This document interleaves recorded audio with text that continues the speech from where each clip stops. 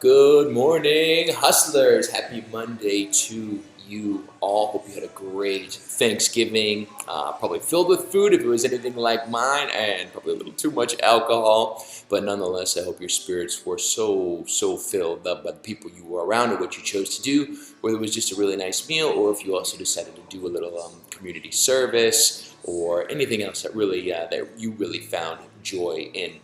So let's get started. Shout out to this week's high performers, last month's, everything. High performers, culmination of the last 2 months. By the way, the challenge is almost done. It's 2/3 finished, by the way. So pretty crazy how fast time goes by. And I know December is going to move even faster.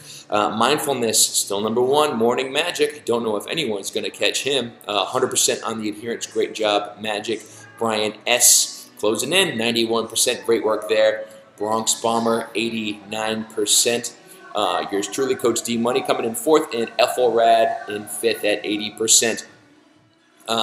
Nutrition, Ethelrad, number one, 80% adherence, followed by Applebaum, 75% adherence. Also, that's a three-way tie for second with Brian S. and Bronx Bomber. Great job there, guys. Tied for fifth. And sixth, BP Frank. Welcome to the board, BP Frank. And Mama Tries at 73%. I know, Coach D Money, this is not looking good for me. I've already used all of my cheats. I have 1 month to go, and I've used all of my cheats. Fuck. And finally, Movement. Conley Global still running the show literally at 100%. Yours truly, Coach D Money, at 76%. Morning Magic, 73%. Tied for fourth, Jack and Ethelrad at 62%, and Matt Vivier rounding them out. Welcome to the board, Matt. Nice to see you jumping in at 60%. So congrats to all the high performers. Thank you, everyone, for playing. I hope you are finding value in the small amount of external motivation that the daily check-in has. And that it's actually influencing your habits at least a little bit. That is my goal. I know it's not a cure-all, but I hope you are finding value in it. Topic for this week, like I said before, coming on the last month of the challenge, please take your waist measurements, your weight, and your progress photo by Saturday or this weekend. It's really helpful to have that, for yourself to monitor your progress. Sometimes it gets tough this time of year, which is why we're doing the hustle through the holidays challenge. This is the hardest time of year to get anything done. What I've learned this weekend is me trying not to be a hypocrite is that it's really tough to eat well and stay mindful of what I'm eating and consuming over holidays in particular. I use up all my cheats. This week I was bad on Wednesday. I was bad on Thursday. Bad. And Saturday as well. A lot of alcohol. The food wasn't bad 2 of those days, but I drank too much. Wine, this Cabernet kick I've been on is crazy. And the things I tell myself in order to give myself permission to consume that much of crazy, like my mindset, like, oh, fuck everybody else. I'm going to just do this what I want. I work hard. I work out 6 days a week, yada, yada, yada. But it doesn't serve me. And when I'm done doing it, I often feel guilt. So have a check-in with yourself. How are you playing? If you're letting yourself really succumb to your vices, that might be something to look at in the conversation you're running. I get self-entitled when I work out. All of a sudden, I feel like I deserve more than what I allotted myself in the initial goal sheet I filled out. And looking at everybody else's nutrition metric, it looks like you guys are also giving yourself a little too much excess. So let's elevate all the boats with a high tide and really play bigger this last month. I know I'm going to. I can't believe I had 16 cheats already. When I added up, I went, it's like crazy. It is really easy to cheat and squander our nutrition. And I will say it's probably the most important one on the board. Mindfulness is awesome. It's good for mental health. Fitness is awesome. It's good for physical health. But we spend more time than anything with our food and our eating choices. And if our eating choices are off and continue to be off, well, we're probably not going to see the results that we desire at the end of the competition. Let's see what else here. Another thing I noticed this weekend is connection and how important it is for me, and I think everyone.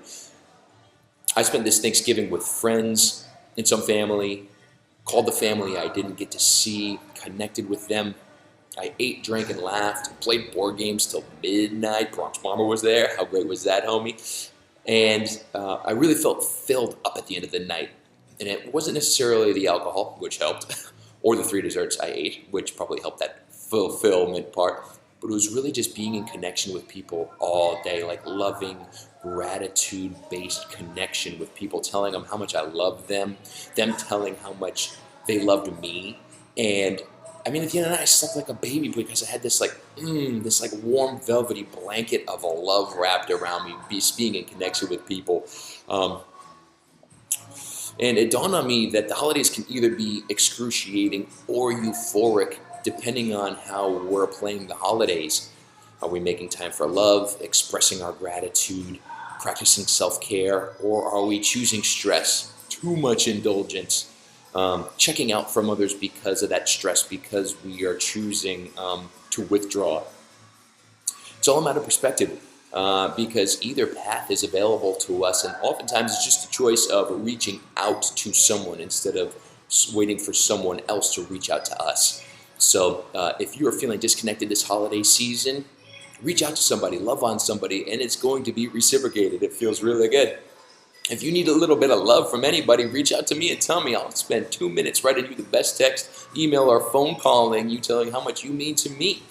Because it really does. It is the secret sauce of the holiday season, I think, is connection and staying in connection. And someone who typically abhors consumerism of Christmas, the consumerism of Christmas, I have this year decided to write notes of gratitude instead of spending money on gifts that people may or may not like. And the Amazon generic gift cards that I'll get because I feel like I need to give them a $25 worth of something. But I noticed this year I came across my box of gratitudes and cards I've gotten from people over the last decade almost. And I looked through it and it filled me up so much. I was saving all these cards from people of my past, people I don't even see anymore, but the words still impacted me and really filled me up because it showed that I'm having an impact on people.